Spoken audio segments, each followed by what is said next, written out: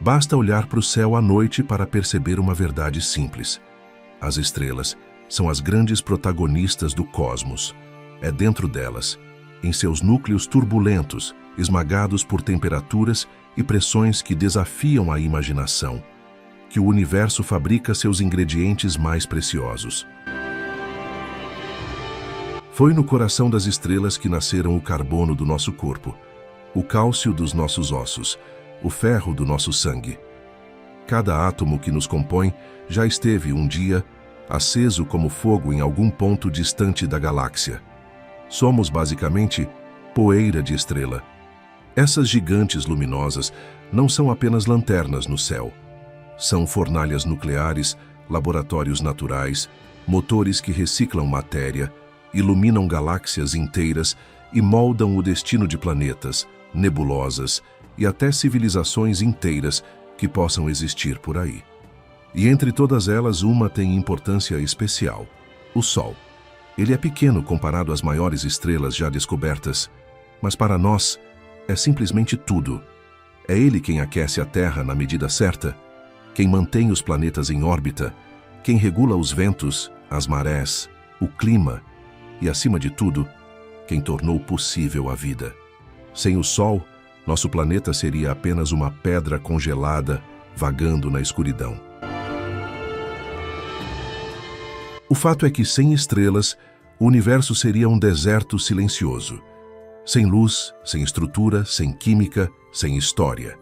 E é justamente por isso que no documentário de hoje viajaremos até o coração desses motores celestes, entender como brilham, como vivem, como morrem e como moldam tudo ao nosso redor, desde o sistema solar até a imensidão de nossa vizinhança galáctica.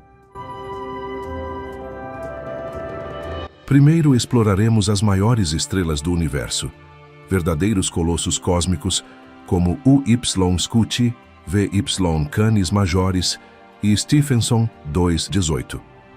Vamos entender como esses monstros se formam, por que são tão difíceis de medir e o destino explosivo que aguarda cada um deles. Após isso, mergulharemos no comportamento surpreendentemente ativo da nossa própria estrela, o Sol. Vamos descobrir como seus ciclos, tempestades e explosões influenciam o clima espacial, afetam a Terra e podem até interferir em futuras missões para a Lua. Em seguida, investigaremos um dos astros mais icônicos do céu, Polaris, a estrela polar. Uma estrela que guiou navegadores por séculos, mas que agora está apresentando mudanças misteriosas em seu brilho, pulsação e possível campo magnético. E, por fim, viajaremos pela nossa vizinhança estelar, um raio de 50 anos-luz ao redor do Sol, para descobrir sistemas curiosos, estrelas jovens, velhas, rápidas, múltiplas e até exoplanetas promissores que podem abrigar vida. Uma jornada que revela como é realmente nosso bairro no cosmos. Meu nome é Pedro. Prepare-se para embarcar comigo em uma viagem inesquecível até algumas das estrelas mais incríveis do universo.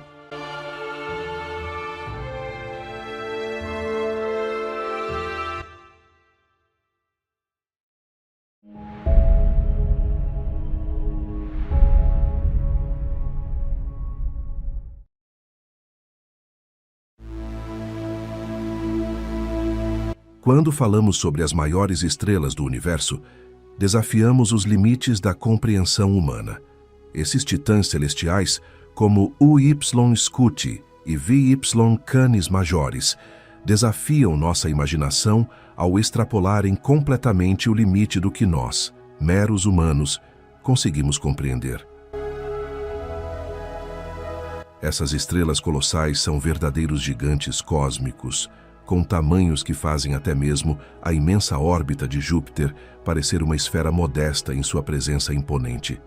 O Y Scuti, por exemplo, é uma hipergigante que transcende as fronteiras do entendimento convencional. Quanto maiores esses astros, mais interessantes eles ficam, e nossa curiosidade nos leva a tentar explorar seus mistérios. Mas entender esses gigantes é um desafio científico e tecnológico. Quando estudamos estrelas desse porte, brincamos com os limites da tecnologia. A vastidão de seu tamanho torna difícil medir com precisão suas dimensões. As distâncias cósmicas que nos separam desses colossos estelares só aumentam a complexidade de suas observações. Sem falar na dinâmica exótica dessas estrelas que expelem jatos de plasma a milhares de quilômetros acima de sua fotosfera, enquanto aumenta e diminui de tamanho. Os instrumentos que lançamos ao cosmos, como o telescópio espacial Hubble, se tornam um olhar distante, buscando desvendar os segredos das maiores estrelas do universo, e é justamente isso que vamos tentar fazer hoje.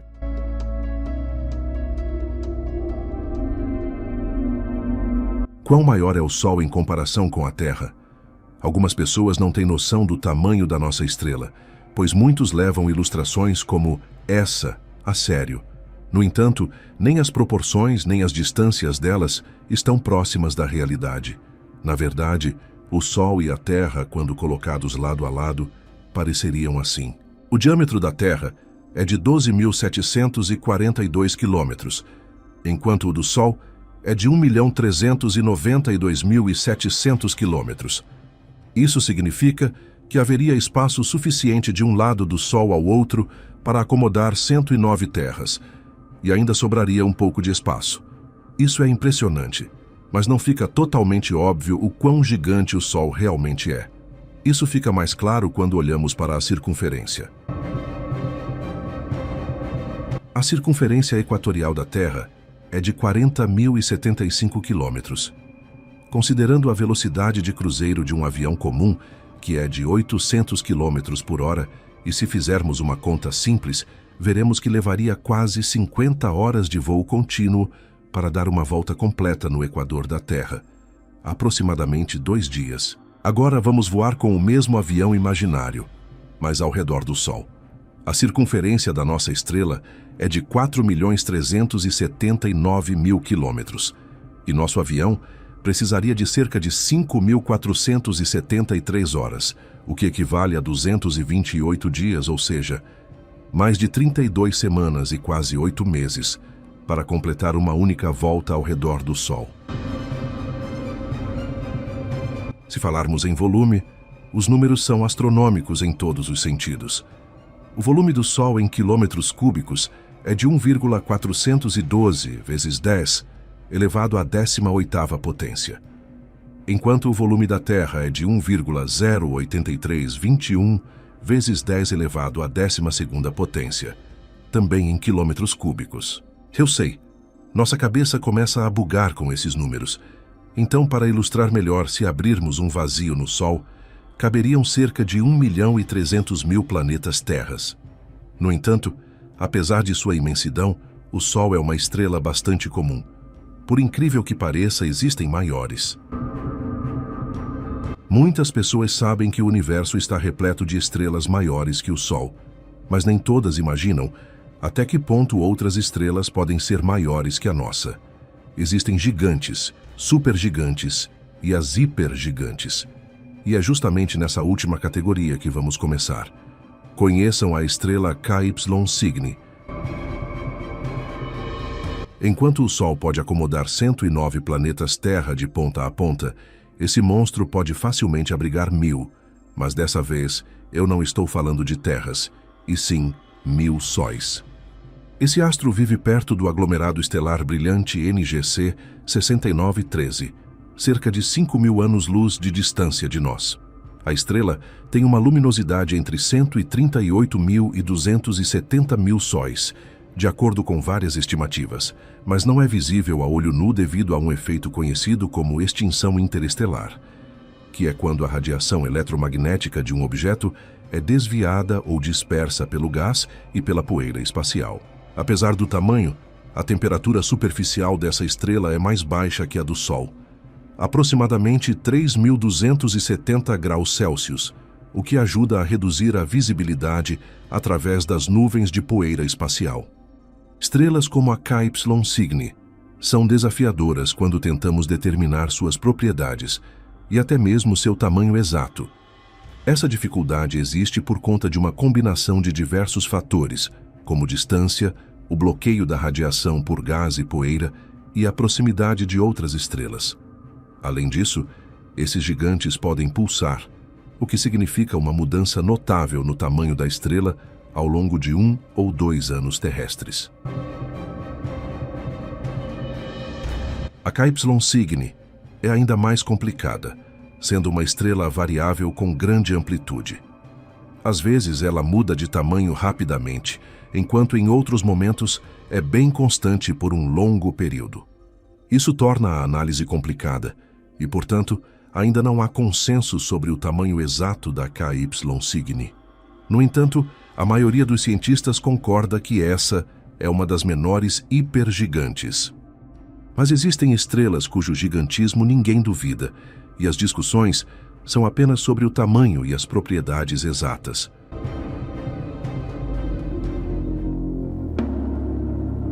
Por muito tempo, essa estrela foi a líder incontestável em termos de tamanho comprovado, e mesmo agora, após ter sido realizado a detecção de estrelas maiores, ela ainda permanece incrivelmente interessante. Esta é a famosa VY Canis Majoris. Essa gigante fica localizada a uma distância de cerca de 3.800 a 5.000 anos-luz da Terra, na constelação do Cão Maior.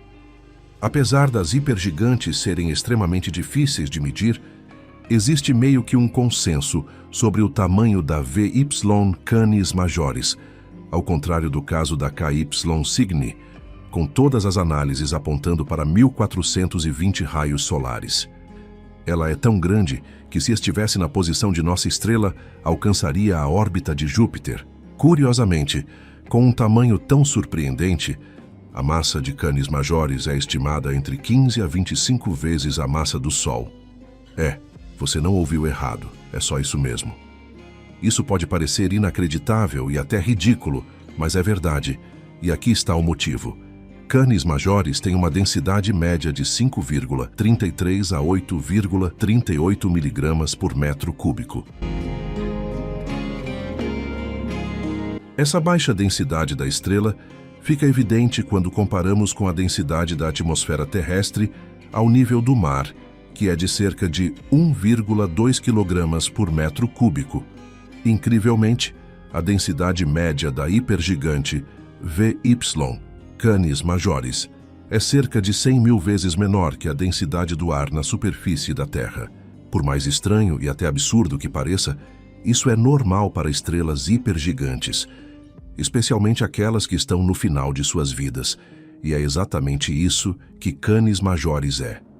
Os astrônomos acreditam que ela está morrendo, embora em termos astronômicos tenha vivido muito pouco, cerca de 10 milhões de anos. Para comparação, nosso Sol já viveu 4,5 bilhões de anos e ainda tem muito tempo pela frente. No entanto, a VY Canis Majoris, segundo estimativas aproximadas, tem no máximo 100.000 anos restantes. Inclusive, os cientistas sugerem que a estrela já perdeu mais da metade de sua massa.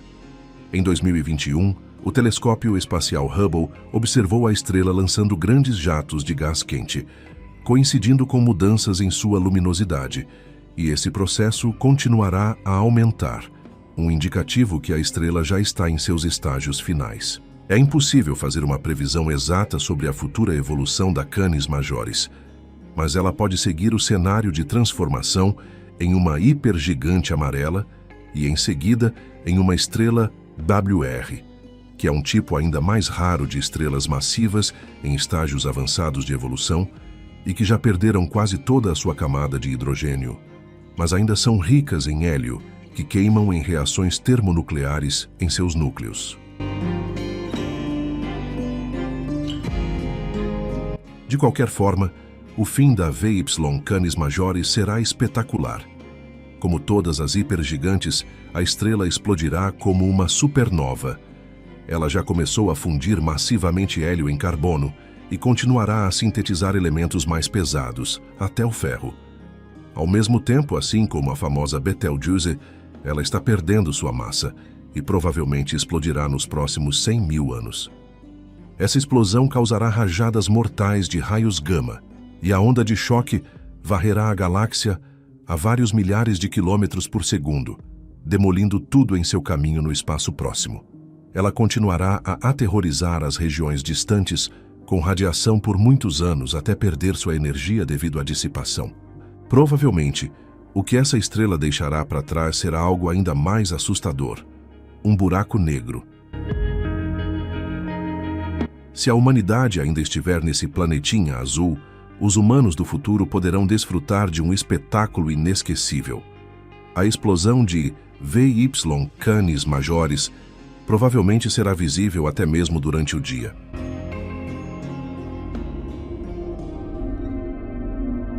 Agora finalmente passamos do ex-líder para o atual campeão. A Stephenson 2/18 é uma hipergigante vermelha brilhante que fica no aglomerado estelar aberto Stephenson 2, na constelação do Escudo. Esta estrela está bem mais longe de nós do que as duas anteriores, a 18.910 anos-luz. Embora ainda haja discussões sobre seu tamanho, até a dimensão mais realista parece absolutamente exorbitante: 2.150 raios solares. Colocada no lugar do nosso Sol, a estrela Stephenson 2/18 absorveria Mercúrio, Vênus, Terra, Marte e até Júpiter, alcançando a órbita de Saturno com sua fotosfera. Com tais dimensões, mesmo sendo uma hipergigante vermelha fria, a Stephenson 2/18 tem uma luminosidade 437 mil vezes maior que a do nosso Sol, e o volume da estrela é cerca de 10 bilhões de vezes o volume do nosso astro. Para ter uma noção do tamanho, no início do vídeo vimos que o Sol acomodava 1,3 milhão de planetas Terra. Agora imaginem 10 bilhões de sóis. No entanto, assim como VY Canis Majoris, apesar do tamanho descomunal, Stephenson 2/18 é apenas 50 vezes mais pesada que o Sol. Sua matéria também é muito rarefeita, centenas de milhares de vezes mais rarefeita do que o ar da Terra. Estrelas como essa só se formam nas maiores e mais densas regiões de formação estelar, onde há uma abundância de materiais para novas estrelas. É por isso que elas são tão grandes, e é por serem tão grandes que vivem tão pouco e morrem tão intensamente. Tivemos sorte com o nosso Sol, pois ele nasceu bem distante desses densos e intensos berçários estelares. As áreas de formação estelar são como uma verdadeira fornalha, onde novas estrelas são forjadas. É quase impossível que a vida como conhecemos se origine e se estabeleça em regiões como essas. Nosso Sol nasceu em um local tranquilo da galáxia, com condições perfeitas para o surgimento da vida, longe de todos esses monstros espaciais, que sem dúvida são espetaculares, mas preferimos observá-los de longe.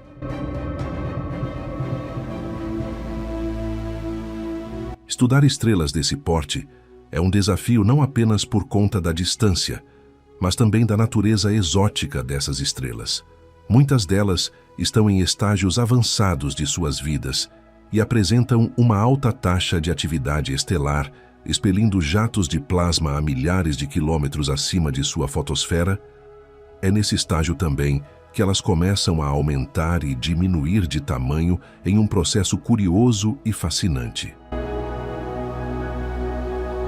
Toda essa dinâmica as prepara para o espetáculo final, onde explodirão em uma incrível supernova.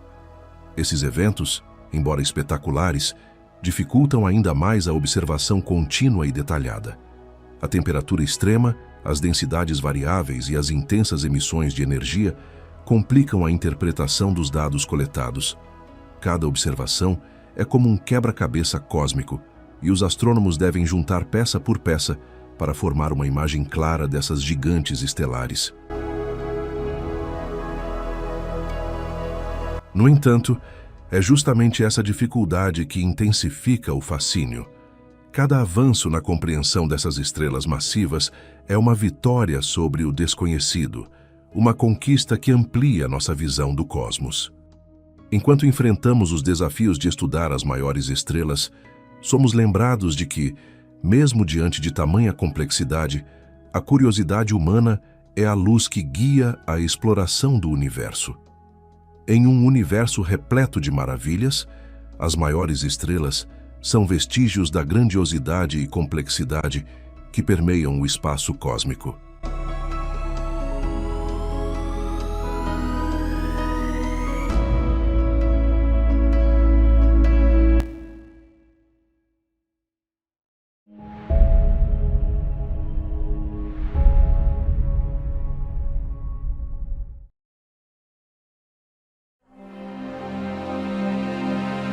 Daqui da Terra, como você deve saber, não é muito aconselhável olhar para o Sol diretamente. Por conta disso, é impossível ver a olho nu como o Sol é dinâmico e ativo.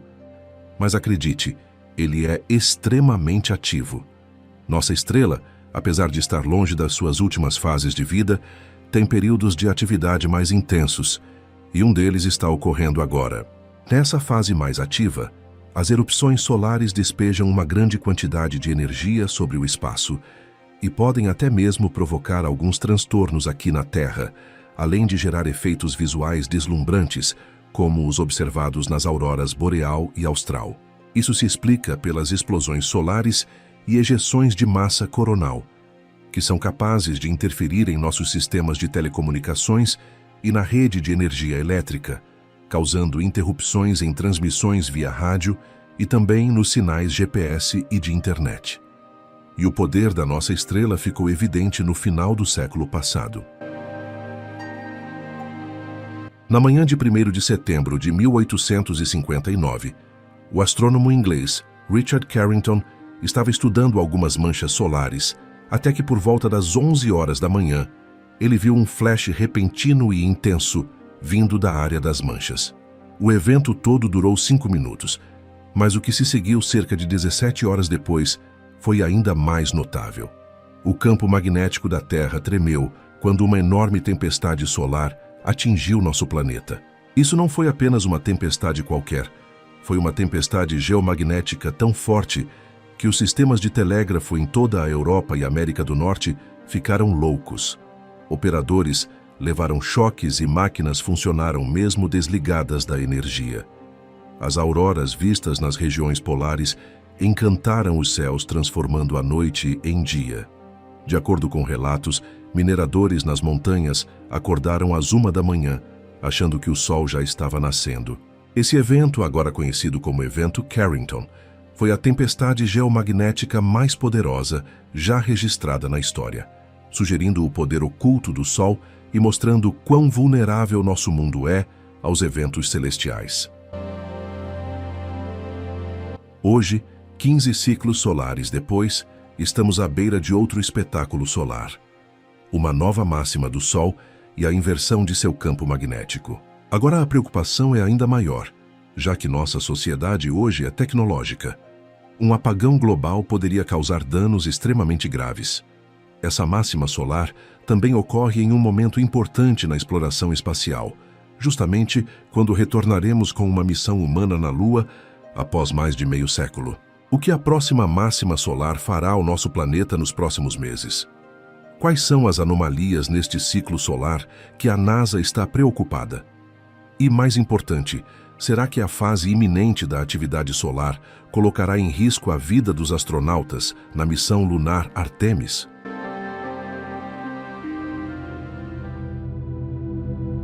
Tudo na Terra deve sua existência ao Sol, nossa principal fonte de energia. Embora de nossa perspectiva, o Sol possa parecer o mesmo todos os dias, subindo de manhã e se pondo à noite, existe um ciclo constante. De perto, o Sol é uma bola dinâmica de plasma, coberto de manchas escuras, erupções solares e outras características como proeminências e filamentos que podem superar e muito o tamanho do nosso planeta. Essencialmente, o Sol é uma enorme bola de gás quente que está sempre mudando.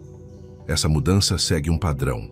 Em média, a cada 11 anos, o Sol passa por um ciclo de aumento e diminuição da atividade, conhecido como ciclo solar ou ciclo de Schwabe. Estamos atualmente observando o 25º ciclo, desde que os registros sistemáticos começaram em 1755. Mas como os cientistas perceberam as mudanças na atividade solar ao longo do tempo? A chave para essa descoberta está nas manchas solares. As manchas solares são áreas escuras temporárias na superfície do Sol. Elas parecem escuras porque estão mais frias do que as áreas ao redor. Mas não vai pensando que, por conta disso, essa região é amigável. A temperatura no centro de uma mancha solar varia entre 3.000 e 4.500 Kelvin, o que daria entre 2.700 a 3.200 graus Celsius, muito mais fria em comparação com a temperatura das áreas ao redor, com cerca de 5.800 Kelvin ou 5.500 graus Celsius. Elas são causadas por intensas atividades magnéticas e às vezes podem ser tão grandes quanto a Terra. Quando os astrônomos começaram a acompanhar essas manchas solares regularmente, eles perceberam um padrão fascinante. O número de manchas solares aumentava e diminuía ao longo de um ciclo de aproximadamente 11 anos. Eles também observaram mudanças no tamanho das manchas solares, nas áreas que elas cobriam no Sol e onde estavam localizadas. Um ciclo solar começa com poucas manchas solares, conhecido como mínimo solar. Depois, à medida que mais manchas solares aparecem, ele atinge um pico chamado máximo solar. Após esse pico, o número de manchas solares começa a diminuir, marcando o fim do ciclo. Outro padrão interessante é onde as manchas solares aparecem. No início de um ciclo, as manchas solares aparecem em latitudes médias no Sol. Conforme o ciclo avança, elas se movem para mais perto do Equador. Esse movimento cria um padrão gráfico interessante, chamado de diagrama da borboleta, já que, como é possível ver na imagem, os padrões se assemelham a uma borboleta. Este diagrama é uma ótima maneira de visualizar o padrão regular do ciclo solar. Por muito tempo, os astrônomos registraram a atividade solar, observando o comportamento das manchas solares sozinhas. Mas à medida que a tecnologia melhorou, eles notaram duas outras coisas que mudam ao longo de um ciclo solar. A primeira foi o campo magnético solar. O Sol é um gigante com um polo magnético norte e sul. O magnetismo do Sol está no centro de suas características dinâmicas. Os astrônomos descobriram que o campo magnético passa por uma reversão completa de polaridade a cada ciclo solar. Embora a razão para a reversão de polaridade permaneça um mistério, uma característica do Sol pode estar desempenhando um papel importante nisso. O Sol gira de maneira não uniforme, girando em velocidades diferentes em diferentes latitudes. Nos polos, ele gira mais lentamente do que no Equador. Isso é chamado de rotação diferencial. Se acredita que a rápida rotação diferencial do Sol faz com que o plasma arraste as linhas do campo magnético ao redor, fazendo com que elas se enrosquem e se distorçam, à medida que, eventualmente, alcançam a superfície e criam as manchas solares. Manchas solares e outras instabilidades enfraquecem ainda mais as linhas do campo magnético, o que dá a elas a chance de se rearranjar e reaparecer com a polaridade oposta. Embora a reversão de polaridade seja um evento regular e previsível, ela permanece um dos problemas mais intrigantes e não resolvidos na física solar. Outro aspecto do Sol que muda com o ciclo solar é sua atividade geral, incluindo o vento solar, as erupções solares e as ejeções de massa coronal.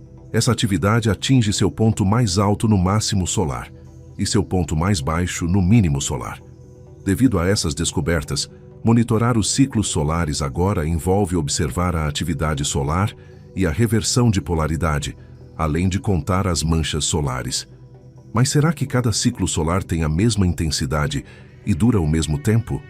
Não exatamente. Já houve ciclos solares curtos que duraram 9 anos e outros que duraram incríveis 14 anos. Isso significa que o período de 11 anos é uma média de quanto tempo geralmente leva para o Sol passar por seu ciclo de atividade. Cada ciclo solar também é único em sua intensidade. Isso é medido pelo número total de manchas solares. No entanto, houve períodos incomuns na história da observação solar que deixaram os cientistas perplexos. Um desses períodos é o mínimo de Maunder, que ocorreu de 1645 a 1750. quando pouquíssimas manchas solares foram vistas, cerca de 50, números bem inferiores aos detectados normalmente. Esse período de baixa atividade solar coincidiu com a pequena era do gelo, quando a região do Atlântico Norte experimentou temperaturas mais frias que o normal. Outro período semelhante foi o mínimo de Dalton, de 1790 a 1830, onde também foram detectadas menos manchas solares e também foi associado a temperaturas globais mais baixas. Isso ocorreu durante os ciclos solares 4 e 7. Depois veio o máximo moderno, de 1933 a 2008, que teve uma atividade solar mais alta que o normal, começando por volta do ciclo solar 19.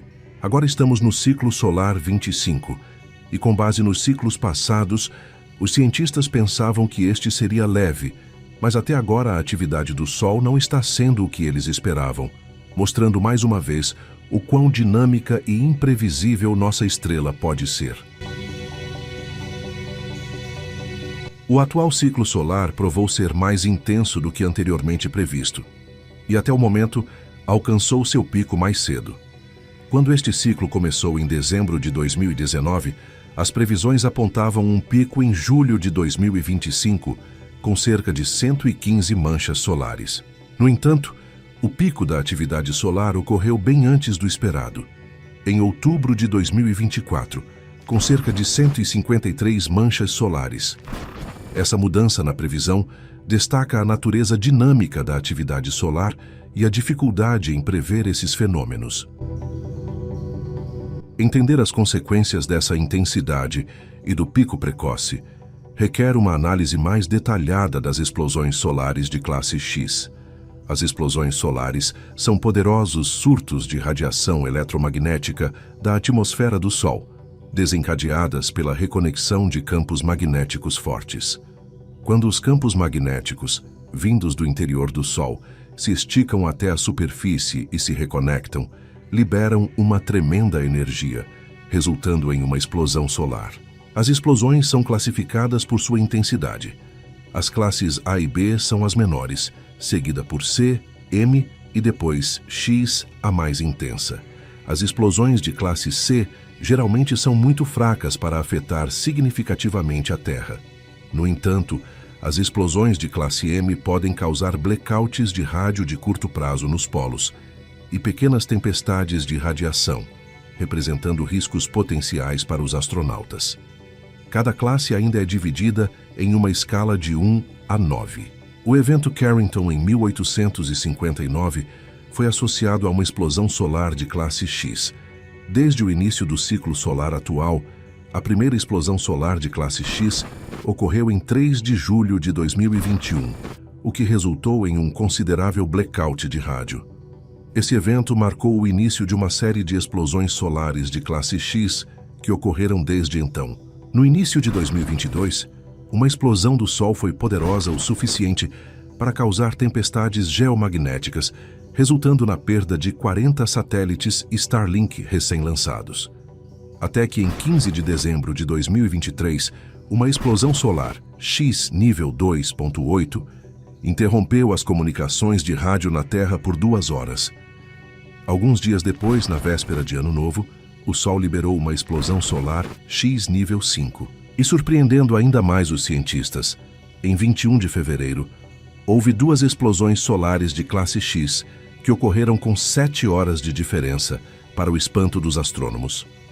Outra poderosa explosão solar de classe X, classificada como 6.3, foi desencadeada pelo Sol dentro de 24 horas após esses eventos. Esta tem sido a sequência de explosões mais poderosa emitida pelo Sol em mais de meio século. Todas as 3 explosões interromperam algumas comunicações de rádio na Terra. À medida que a atividade do Sol atinge seu pico, os cientistas esperam explosões de classe X mais frequentes. Agora, chegamos a uma questão crucial. A atividade solar contribui para o aumento da temperatura da Terra? A resposta a essa pergunta está neste gráfico. Aqui podemos ver a relação entre a atividade solar e a temperatura da Terra desde 1880 até 2020. A linha vermelha mostra as mudanças na temperatura superficial global, e a linha amarela representa a energia solar recebida pela Terra em watts por metro quadrado. As linhas mais claras mostram os níveis anuais, enquanto as linhas mais espessas mostram a média de 11 anos. O gráfico nos diz que os dois seguem a mesma tendência até a década de 1950. Mas algo muda depois disso. A atividade solar e as tendências de temperatura começam a se separar. Essa divergência mostra que a atividade solar sozinha não pode ser culpada pelo aquecimento global. Embora possa ter alguma influência, está claro que não é o único fator em jogo. A alta atividade solar pode potencialmente impactar as missões Artemis, que pretendem levar novamente astronautas à Lua. As diretrizes para a missão são claras. Os lançamentos devem evitar horários próximos a tempestades solares. Isso se deve às partículas energéticas dessas tempestades, que podem danificar circuitos eletrônicos e interromper as comunicações por rádio, o que pode tornar difícil ou até impossível manter contato com a espaçonave. No entanto, há um lado positivo na alta atividade solar. Ela tende a diminuir a quantidade de raios cósmicos que atingem a Terra, oferecendo uma melhor proteção para os satélites contra essa radiação cósmica nociva. Portanto, durante períodos de intensa atividade solar, os satélites são menos vulneráveis ao dano causado por raios cósmicos. Outro ponto positivo é que na fase de máximo solar existem um aumento das auroras.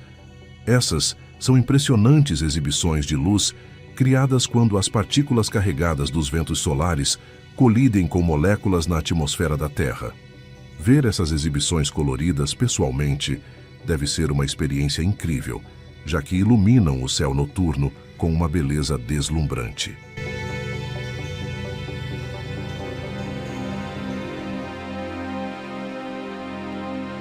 Então, enquanto nos preparamos para o máximo solar, isso nos lembra que somos apenas uma pequena parte de um universo muito maior. E enquanto o Sol continua a nos surpreender com suas repentinas manchas solares e explosões espetaculares, lembramos que, apesar da perda de alguns satélites e talvez alguns rádios temporariamente em silêncio, há sempre um brilho de esperança nos céus.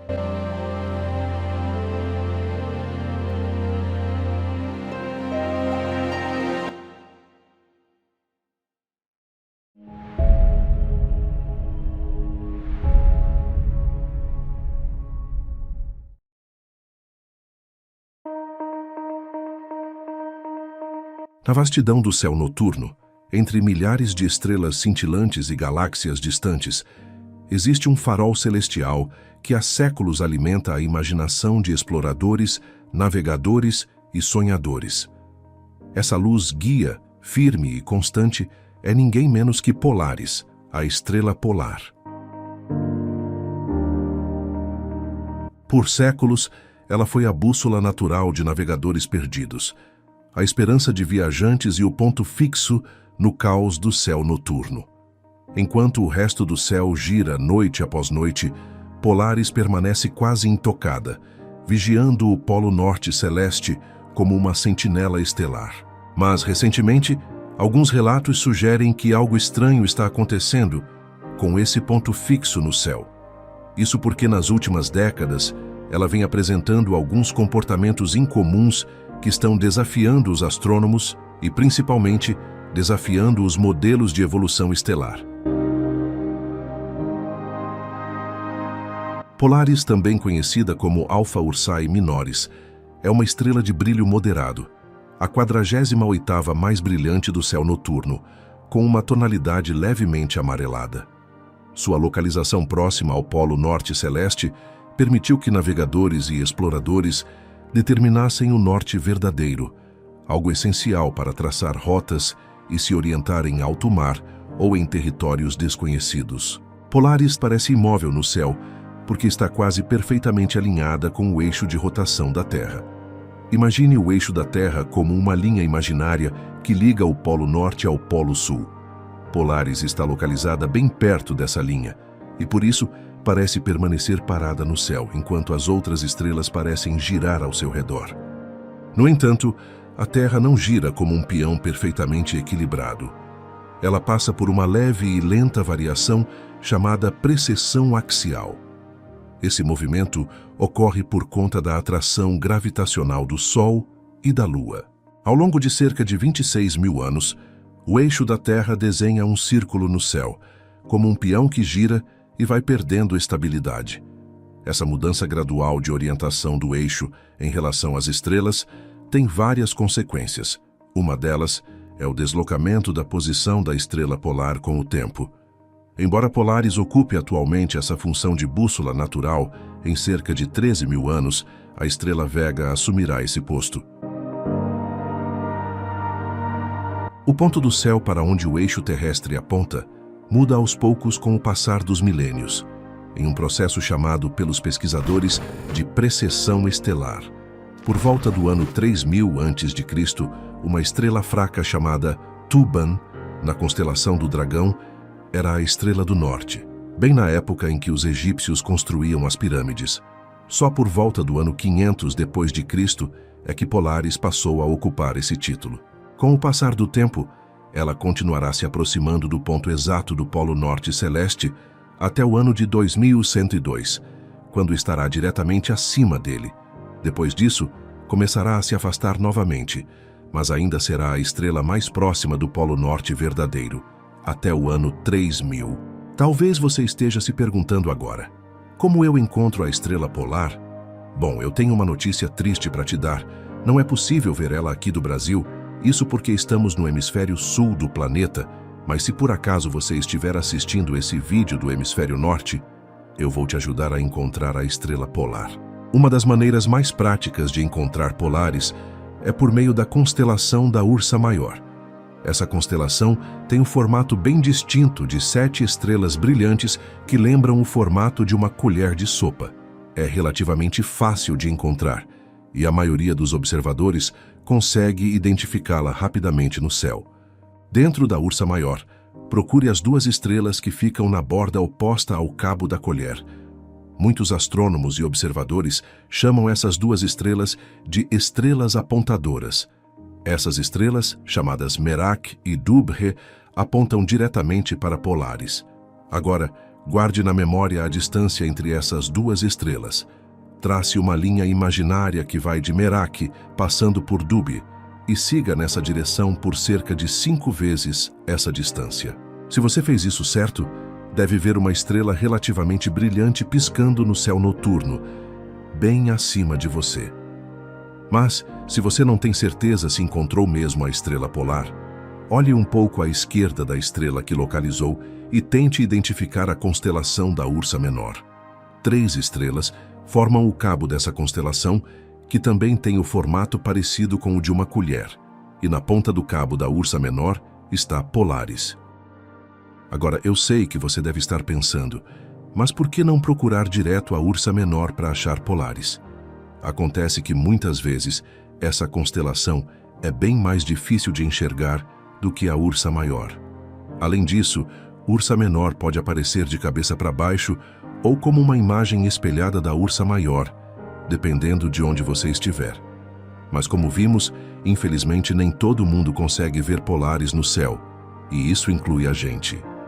À medida que você vai se afastando do Equador em direção ao sul, Polaris aparece cada vez mais baixa no céu até desaparecer no horizonte. Mas o fato curioso sobre essa estrela, você só consegue ver com a ajuda de um bom telescópio. Polaris não é uma única estrela, ela é constituída por um sistema estelar múltiplo. A estrela principal, Polaris A, é uma supergigante com 4,5 vezes a massa do nosso Sol e um diâmetro de quase 45 milhões de quilômetros. Os astrônomos classificam essa estrela como uma variável cefeida, e Polaris A é a estrela desse tipo mais próxima da Terra, a cerca de 445 anos-luz de distância. Uma cefeida é uma estrela que pulsa radialmente, variando de tamanho, temperatura e brilho. Por conta de seu brilho intenso, Polaris A é a estrela mais visível desse sistema triplo. Suas duas companheiras menores se chamam Polaris B e Polaris AB. Polaris B, uma estrela de sequência principal, orbita Polaris A a cerca de 2.400 unidades astronômicas, enquanto Polaris AB está ainda mais longe, a cerca de 18.000 unidades astronômicas. Ou seja, nada que dê para ver sem um bom telescópio. E se estamos falando da estrela polar, vale mencionar que existem imagens reais impressionantes dela. Essa aqui, por exemplo, foi capturada pelo Observatório de Raios X Chandra, o principal telescópio da NASA nessa faixa de radiação, e o que ela mostrou é simplesmente de tirar o fôlego. Quando ampliamos essa imagem, vemos o entorno de Polaris com uma riqueza de detalhes incrível. Essas nuvens que dá para ver no fundo da imagem é o que os astrônomos chamam de nebulosa de fluxo integrado, composta principalmente por partículas de poeira, hidrogênio e monóxido de carbono, entre outros elementos. Essa imagem ainda mostra de forma mais clara a nebulosa que parece cercar Polaris. E o mais curioso, mesmo parecendo que ela está em volta da estrela, na verdade, essa nebulosa está localizada bem atrás de Polaris, longe do plano da nossa galáxia. Agora vem a parte realmente interessante. Essas nebulosas de fluxo integrado não são iluminadas por uma única estrela, mas sim pela energia combinada de todas as estrelas da Via Láctea. Agora que você já sabe quase tudo sobre Polaris, até como localizar ela no céu noturno, mesmo morando no hemisfério sul, vamos ver o que de estranho está acontecendo com essa estrela e por que ela está apresentando um comportamento tão incomum.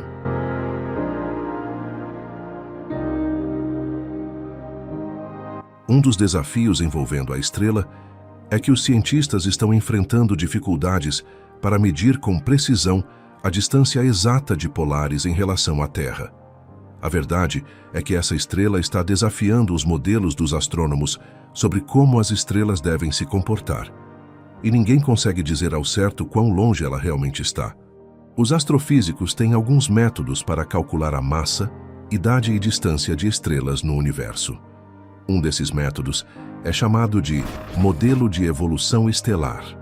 Com ele, os pesquisadores analisam o brilho, a cor e a taxa de pulsação da estrela, e a partir desses dados conseguem determinar o tamanho, o brilho e em que fase da vida a estrela se encontra.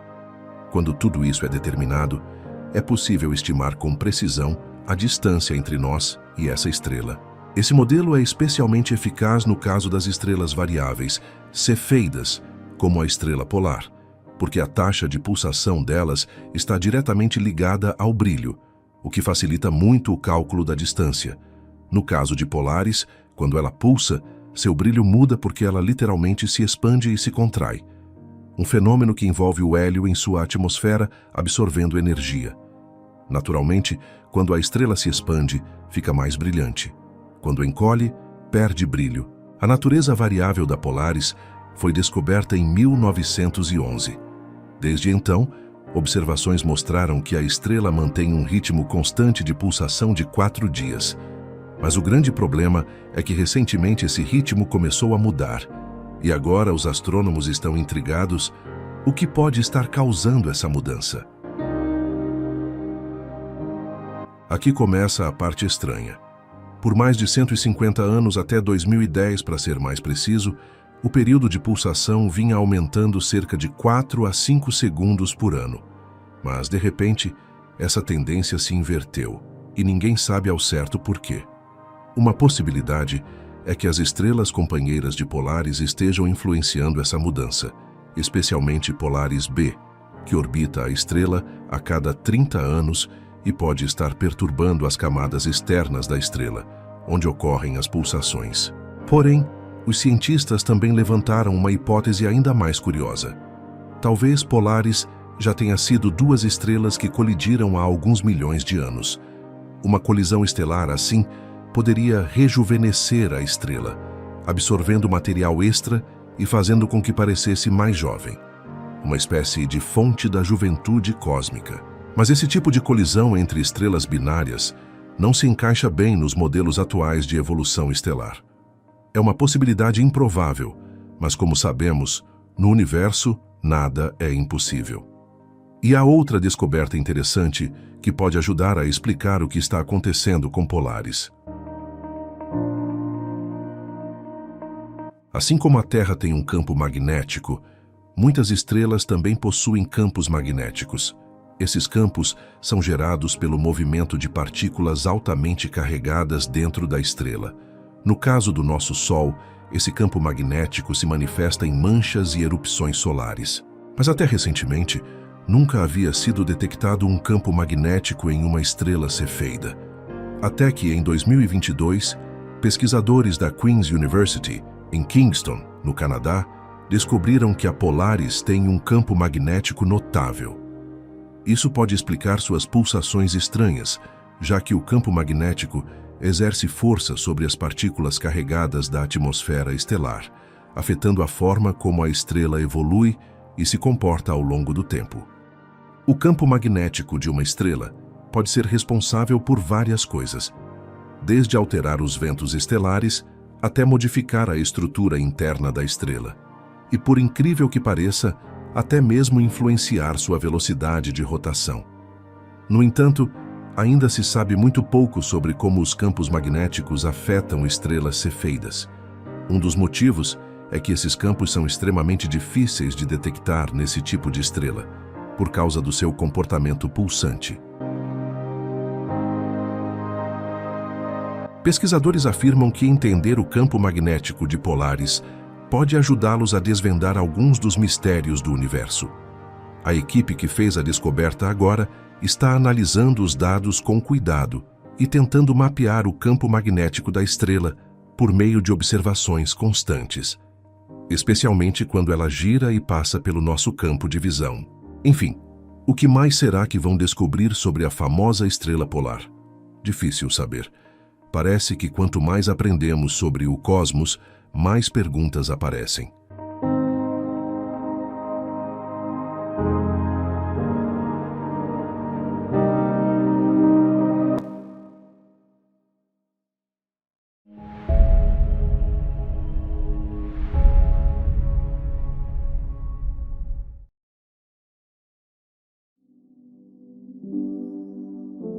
Já estamos acostumados a ouvir falar das distâncias absurdas do universo. Temos como um exemplo simples o sistema Alpha Centauri, lar da estrela mais próxima do Sol, a 4,2 anos-luz de distância.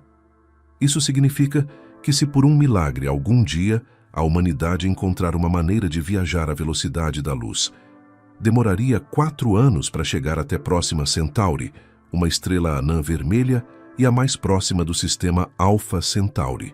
Para ter uma noção dessa distância, a sonda da NASA Solar Parker é o objeto mais rápido criado pelo homem, viajando a 635 mil km por hora, enquanto orbita o Sol. Mesmo nessa velocidade absurda, a sonda demoraria mais de 7.000 anos para chegar no sistema Alpha Centauri. Lembrando que essa é a estrela mais próxima de nós, fora o Sol, é claro.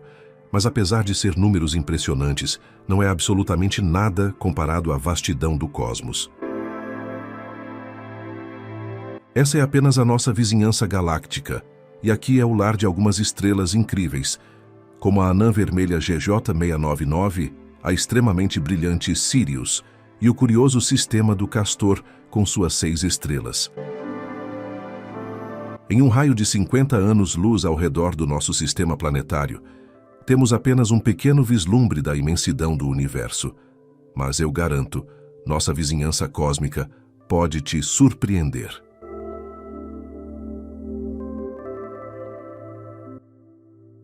Após uma árdua viagem de 6 anos-luz, chegaremos à nossa primeira parada, uma pequena anã vermelha chamada GJ699, também conhecida como Estrela de Barnard.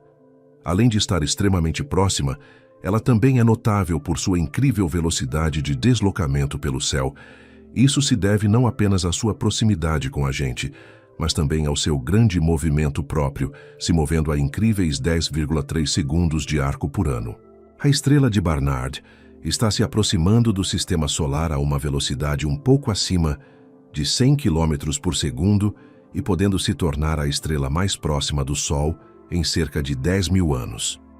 Quando isso ocorrer, a distância entre Barnard e nosso Sol será de apenas 3,8 anos-luz, mas a anã vermelha é tão fraca que não será visível mesmo a essa pequena distância, sendo possível observá-la apenas através de telescópios. A massa da estrela é apenas 17% a do Sol, e seu raio é 6 vezes menor que o da nossa estrela. Assim como todas as anãs vermelhas, a estrela de Barnard é bastante fria, com uma temperatura superficial de, entre aspas, apenas 2.900 graus Celsius.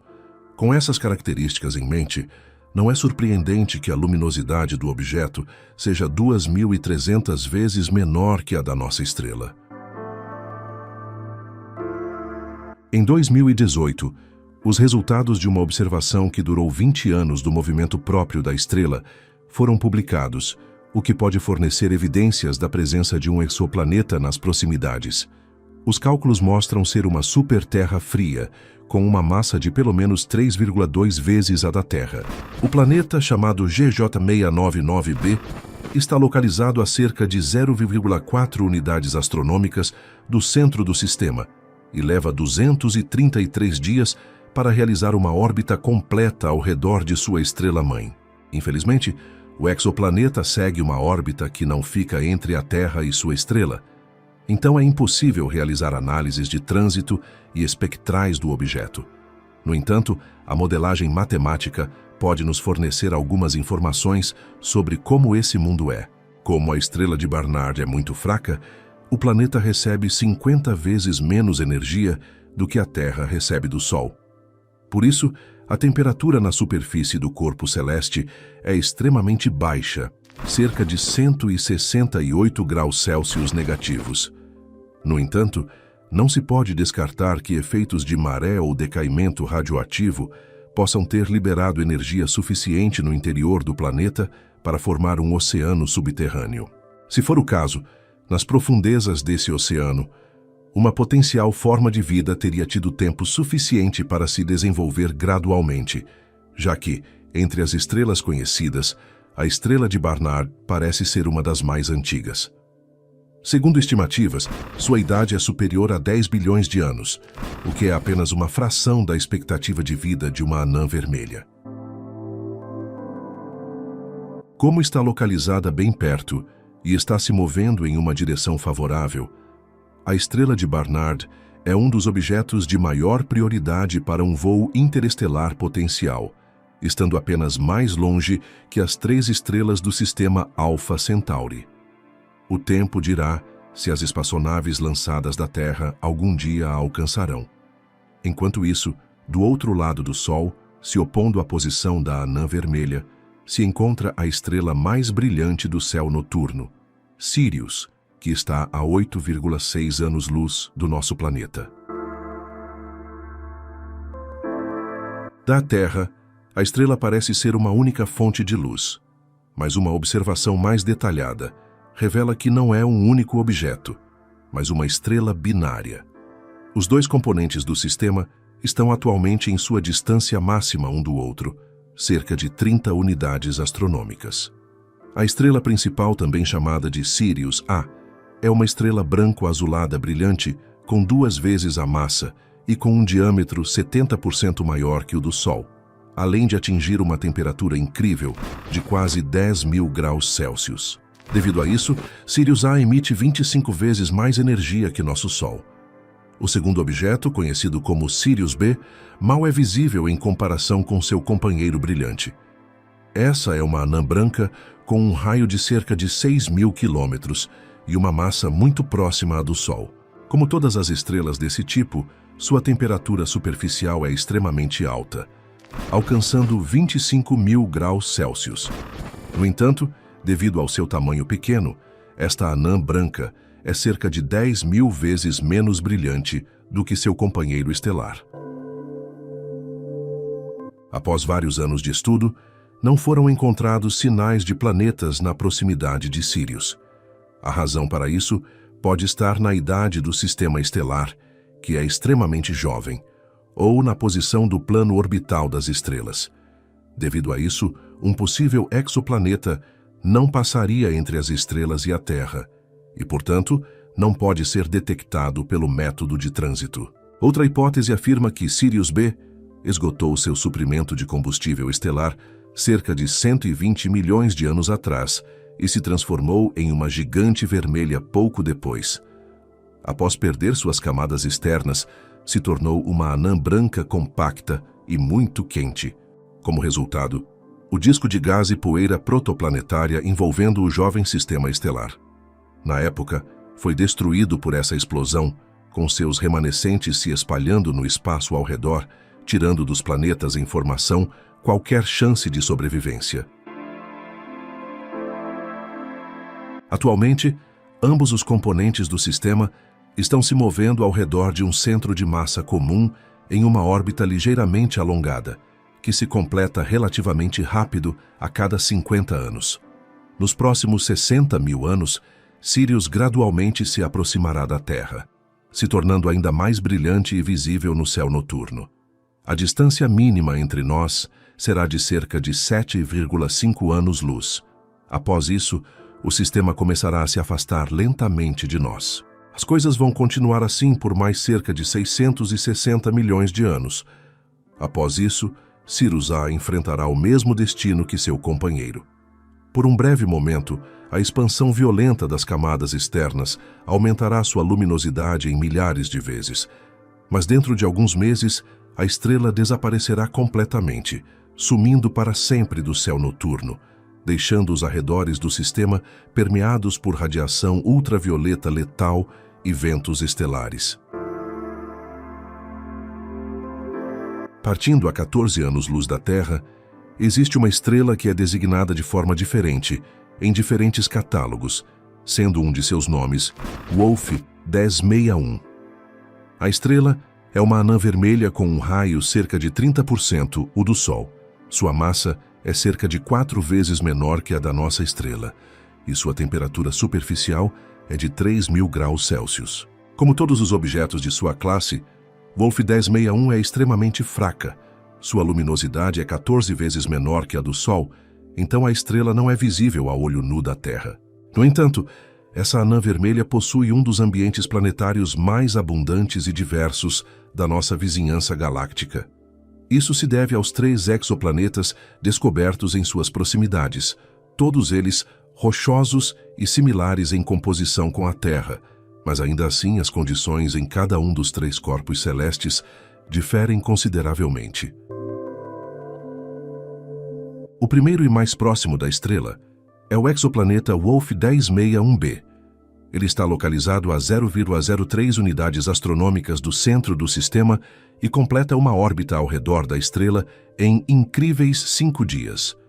O objeto tem uma massa na faixa de 1,5 a 2 terras e um raio 20% maior que o do nosso planeta.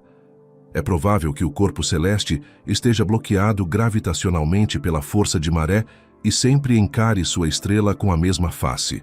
Por esse motivo, a temperatura no lado diurno do planeta é extremamente alta, e as explosões e ventos estelares vindos da anã vermelha descartam qualquer chance de haver uma atmosfera.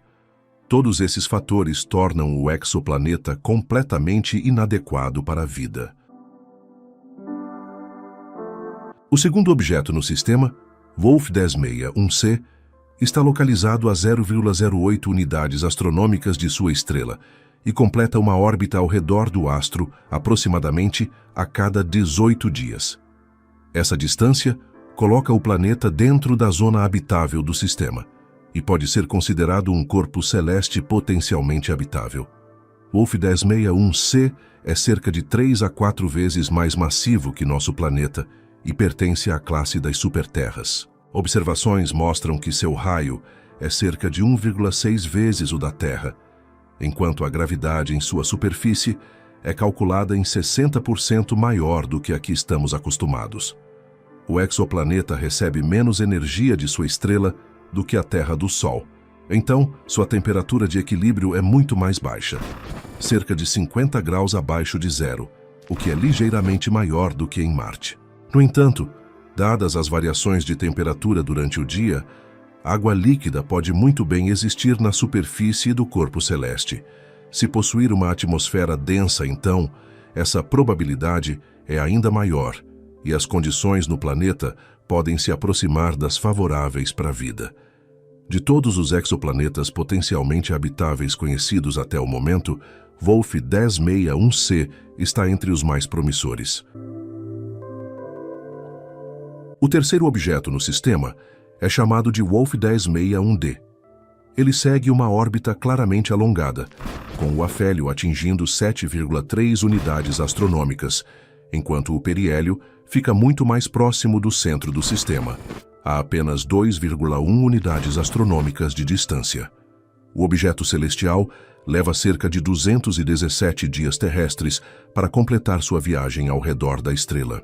A massa de Wolf 1061d é calculada em aproximadamente 7,7 vezes a da Terra. Se este corpo celeste se revelar um objeto rochoso, seu raio deverá ser cerca de 1,7 vezes o da Terra. Se, por outro lado, este planeta estiver na categoria dos exonetunos, com uma espessa atmosfera de múltiplas camadas, seu diâmetro deverá ser de pelo menos 2,2 vezes o do nosso planeta. Apesar de sua órbita excêntrica, Wolf 1061d nunca entra na zona habitável de sua estrela. O corpo celeste provavelmente é completamente inadequado para sustentar a vida, mas pode representar uma excelente oportunidade no estudo da evolução planetária. Este sistema é um dos destinos de alta prioridade para futuras explorações, e é altamente provável que haja novas descobertas a serem feitas aqui em breve. Além de tudo isso, a estrela Wolf 1061 também é notável por sua posição, localizada na borda da chamada Nuvem Interestelar Local. Essa é uma área no espaço preenchida com hidrogênio quente, mas extremamente rarefeito. Sua temperatura média é de cerca de 6.700 graus, e nosso sistema solar tem se movido através dessa nuvem nos últimos 10.000 anos.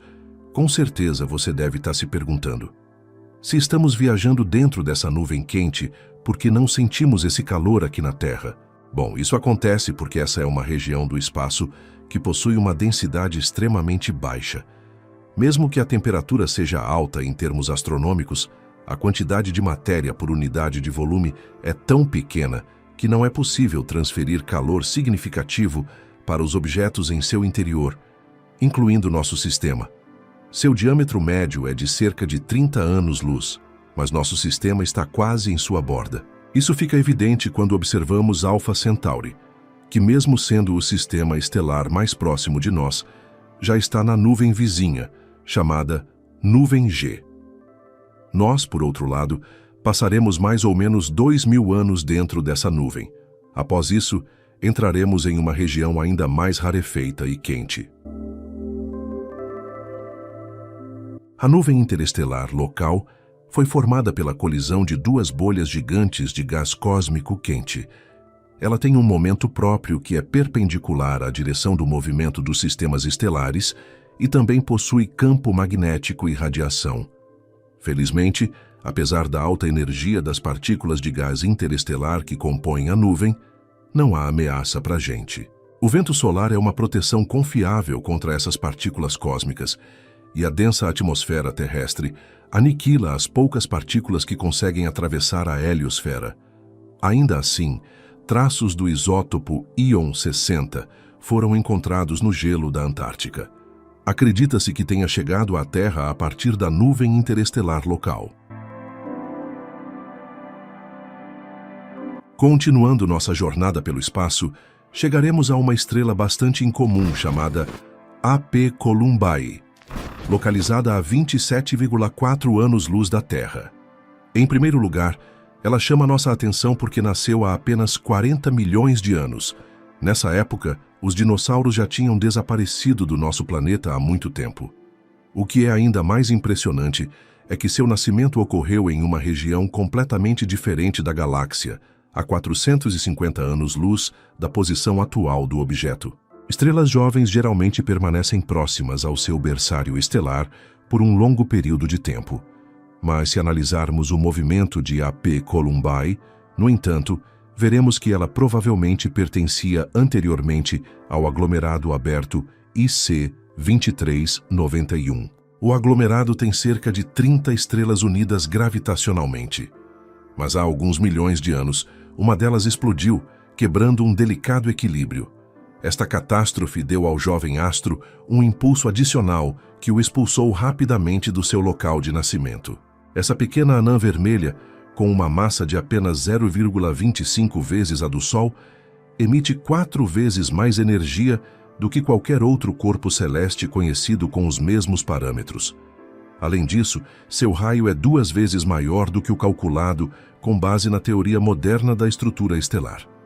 Curiosamente, outra característica incomum da estrela ajudou a fornecer respostas a esses enigmas. Segundo a análise espectral de sua radiação, a matéria estelar de AP Columbae contém uma quantidade estranhamente alta de lítio. Normalmente, este elemento é encontrado em abundância em aglomerados protoestelares, mas se esgota completamente após o início da reação termonuclear. Isso significa que a estrela é muito jovem e está no início de sua formação, não chegando ainda na fase de sequência principal. Como consequência, a P Columbae é instável e explosiva, sendo propensa a erupções violentas e ejeções de matéria estelar, durante as quais sua luminosidade pode aumentar até 10 vezes por um curto período. Esses eventos normalmente ameaçariam exoplanetas próximos, removendo suas atmosferas e esterilizando suas superfícies com radiação ultravioleta. Como observações mostram, não há grandes objetos espaciais dentro de 4,5 unidades astronômicas desta estrela. Provavelmente, também é muito jovem para a formação de planetas completamente formados. No entanto, é um corpo cósmico único e muito importante para entender os estágios evolutivos iniciais das estrelas. Como vimos, nem todas as estrelas têm um sistema planetário. Diferente da nossa próxima parada, a anã laranja HD 85512, a 37 anos-luz da Terra. Em 2011, um único exoplaneta foi descoberto perto dela, designado 85512b. O objeto foi descoberto com o uso do método de velocidade radial e tem uma massa de 3 a 4 terras. De acordo com o entendimento atual da formação de corpos celestes, o mundo descoberto é provavelmente um planeta rochoso com um raio 1,7 vezes o do nosso planeta. Com essas condições, a gravidade em sua superfície pode ser pelo menos 40% maior do que a que sentimos por aqui. Esse exoplaneta está localizado a uma distância de 0,26 unidades astronômicas de sua estrela-mãe e completa sua órbita em 54,4 dias terrestres. Assim, o exoplaneta está na zona habitável de sua estrela. Se o valor do albedo de sua superfície for próximo ao da Terra, então a temperatura média do corpo celeste deve ser de cerca de 25 graus Celsius, o que é alguns graus mais alto em comparação com a nossa Terra. A distância do planeta em relação à sua estrela sugere que ele não está travado pela força de maré. Isso contribui para uma distribuição uniforme de calor sobre a superfície do corpo celeste, o que, como consequência, pode criar um clima mais ameno. Uma gravidade moderadamente alta deve suavizar o terreno do planeta, o que, combinado com uma abundância de água líquida, pode fazer com que vastos mares se formem. No momento de sua descoberta, HD 85512b foi considerado um dos exoplanetas mais favoráveis para a vida biológica potencial. No entanto, pesquisas mais recentes sugeriram que as condições em sua superfície são um pouco menos atraentes do que se pensava anteriormente. Em particular, a atmosfera do corpo celeste pode ser muito densa, causando um superefeito estufa. Ainda assim, mesmo de acordo com as previsões mais pessimistas, a temperatura média na superfície do objeto não passaria dos 78 graus Celsius. Se levarmos em consideração que o clima do nosso planeta era mais ou menos esse durante o período arqueano, HD 85512b continua sendo um exoplaneta muito promissor para a busca de vida extraterrestre, o que significa que o estudo desse mundo provavelmente deve continuar.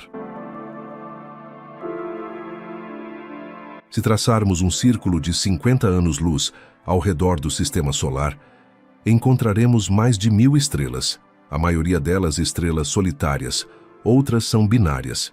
Já algumas fazem parte de grupos de estrelas. Um dos exemplos mais impressionantes é Alpha Geminorum, conhecida como Castor, um sistema complexo e surpreendente de até 6 componentes. Este sistema estelar está localizado a 50 anos-luz da Terra e é visível a olho nu como uma única fonte de luz, o que faz dele o segundo objeto mais brilhante na constelação de Gêmeos e o 23º mais brilhante no céu noturno em geral.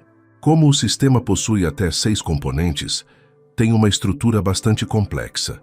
As duas mais brilhantes, Castor A e B, são estrelas branco-azuladas semelhantes a Sírius, cada uma com uma companheira anã vermelha próxima.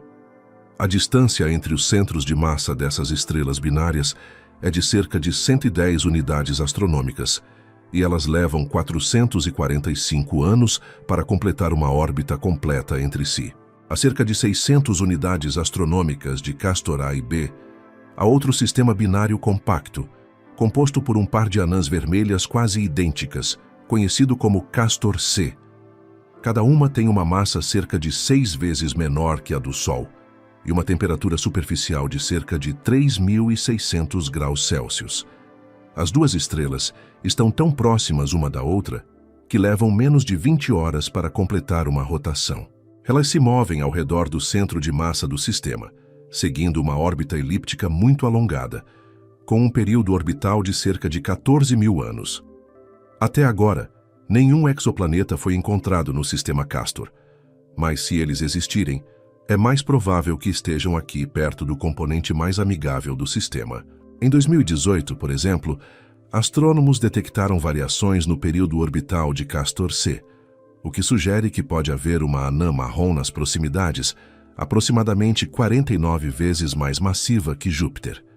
De acordo com cálculos, ela está localizada a 14 unidades astronômicas da estrela principal e completa uma órbita a cada 54 anos.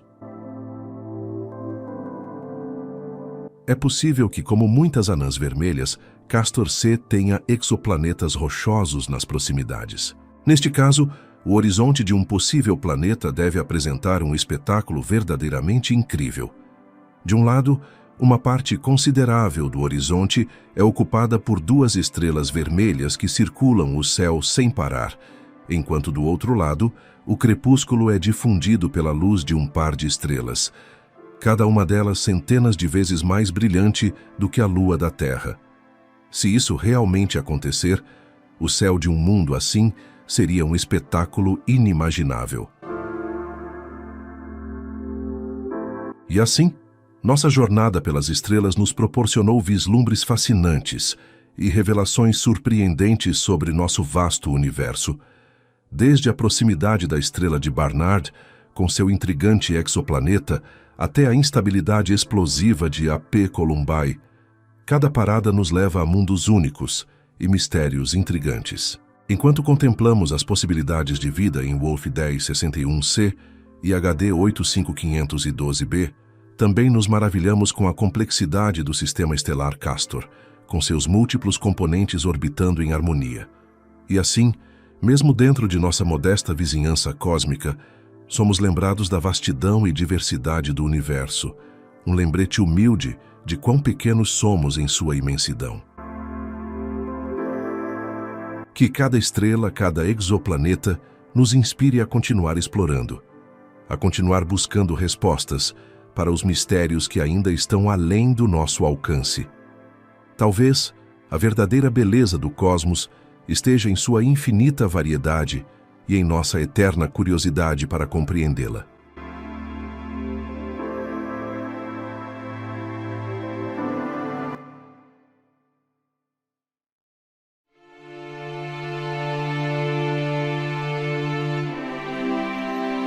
Quando olhamos para o céu, vemos pontos brilhantes. Mas agora, depois dessa jornada, sabemos que cada um deles é muito mais do que luz. São histórias inteiras acontecendo ao mesmo tempo.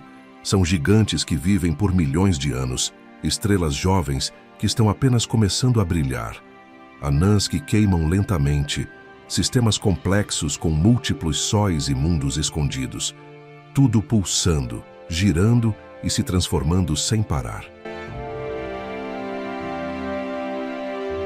As estrelas são os motores do universo porque movem o tempo e o espaço. Elas moldam galáxias, mudam o destino de planetas, espalham elementos essenciais e dão origem às condições que tornam a vida possível. E mesmo assim, com toda essa força, elas nos mostram algo simples: que tudo no cosmos nasce, cresce, muda e se reinventa.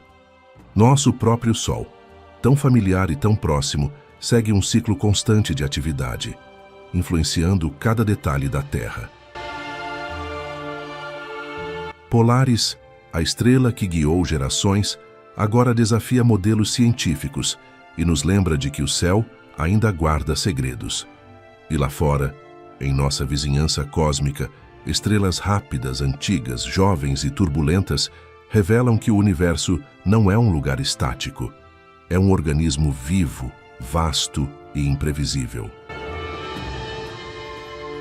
Quanto mais aprendemos sobre as estrelas, mais percebemos que estudar o céu não é apenas olhar para longe, é olhar para dentro, porque no fim, tudo o que vemos lá em cima também existe aqui, nos átomos do nosso corpo, no calor que mantém nosso planeta vivo, nos elementos que permitem a existência de oceanos, florestas, cidades, pessoas. Somos, de fato, filhos das estrelas.